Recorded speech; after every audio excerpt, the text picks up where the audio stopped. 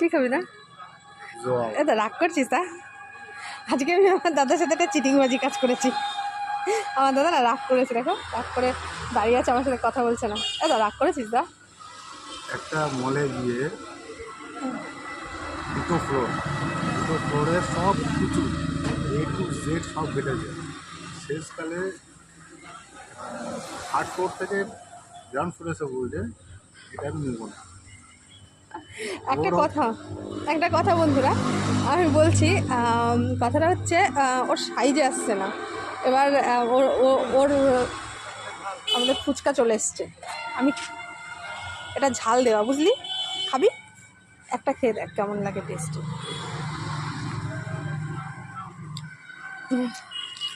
তো আমি একটা ড্রেস আমার পছন্দ হয়েছে, আমারও পছন্দ হয়েছে, দাদারও পছন্দ হয়েছে।